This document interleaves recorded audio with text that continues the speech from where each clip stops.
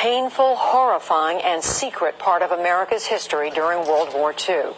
The U.S. government conducted experiments with mustard gas and other chemicals on some U.S. troops at the time.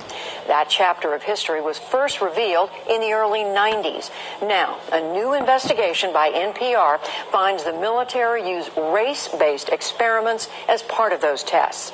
African-American men, shown here in protective gear, as well as Japanese-American and Puerto Rican soldiers, were singled out. These pictures show the forearms of men exposed to mustard gas and other agents. Some, like Rollins Edwards, are living with the effects decades later, including injuries to their skin. Caitlin Dickerson led NPR's investigation, and Susan Smith is a professor of history at the University of Alberta, Canada. She's studied and written extensively about this, and thank you both for being with us. Caitlin Dickerson, to you first. How did you hear about all this? What led you to the story? So to explain that, Judy, I have to start by telling you that these tests were part of a much larger body of experiments that the U.S. military conducted during World War II involving around 60,000 enlisted men. I was looking into the Veterans Administration, who in the 1990s, when those tests were first exposed, promised to provide disability benefits to veterans who sustained permanent injuries in those tests. And in the course of reporting that story, which will air on Morning Edition later this week, we started to come across the names of studies that really stood out to us. Things like comparison of the word Nisei, which means first-generation Japanese American, to white soldier, comparison of the word they used then, Negro, to white soldier when exposed to mustard gas. Those were the first threads of evidence of these experiments that we found, started pulling on those, and then we came across Susan Smith's work, submitted requests to the federal government for original documents, and that's where it all started. So Susan Smith, you had been doing work looking into this. How extensive were these tests using mustard gas and other chemical agents?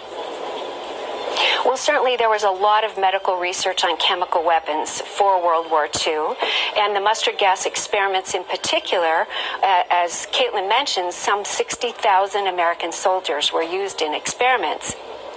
But I was quite struck by the 9 race-based experiments that I located. There's at least 9. There could have been more, but in the published scientific records, I found the experiments on Japanese Americans, African Americans, and Puerto Ricans. And Caitlin Dickerson, what was the effect of these experiments? We showed some of those photographs just now, but what did these experiments do to these men? Sure. Mustard gas, it reacts with human DNA right away, within seconds of making contact, and it causes irreversible damage. So frequently you'll see things like chronic skin problems, including skin cancer, that never goes away. Rollins Edwards, who I interviewed in my story, he's still, more than 70 years later, he still has thick scabs on his skin, which he scratches at and until they bleed. Mustard gas also commonly affects the airways, so it causes things like COPD, emphysema, asthma. It can cause leukemia and eye disease, all kinds of very serious and sometimes life-threatening illnesses. This is a man who's lived into his 90s, is that right? That's true. So the veterans that I was able to talk to for this story are, of course, an exceptional group, having far outlived their life expectancy and having gone through this.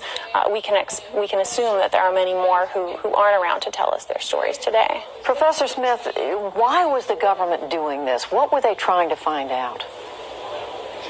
Well, the First World War had been a chemical war, and there was every expectation that the Second World War would be one as well. So the Allied governments, Canada, the United States, Great Britain, Australia, all prepared for a chemical war. This is also true of the Japanese and the Nazis in Germany.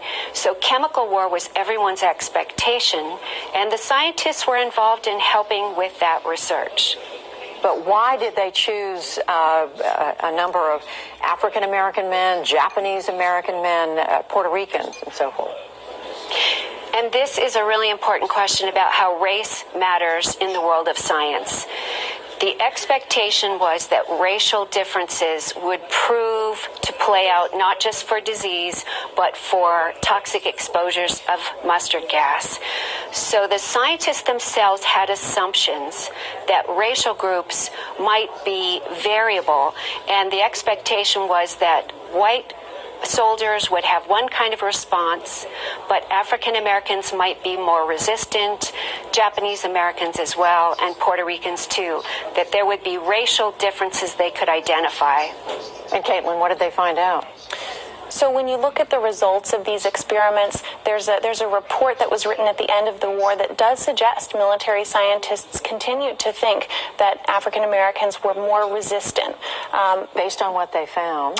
Based on what they found. And we did show those results to a few different medical researchers and experts, but it's really hard to say anything about the veracity of the numbers because we just weren't there.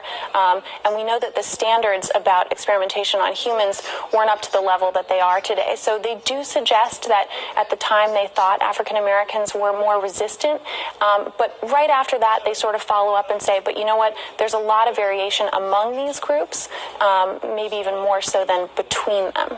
And again, just to underline, these men went willingly, is that right? All the people who participated. That's not necessarily the case, and I'm glad you brought that up. It's important. When you look at all the documents surrounding military mustard gas experiments, the test subjects are referred to as volunteers. But we know even from a government study that was conducted back in the 1990s when the first sets of experiments were exposed, we know that the term volunteer isn't necessarily accurate, that in some cases men were asked to volunteer, but they weren't told what they were volunteering for, and they were offered incentives like a vacation or an award. The men that we interviewed for this story about race-based experiments, they say they were not volunteers. The military did not ask them, they told them. Professor Smith, are there other experiments that were done at that time that have yet to be made public? Well, certainly from the 1940s through the 1970s, there were many, many types of scientific experiments on human beings. Despite the Nuremberg Code coming out in 1947, the role of human experimentation in medical and scientific research was very important as a tool for scientists. What is interesting here is that we know about radiation experiments, we know about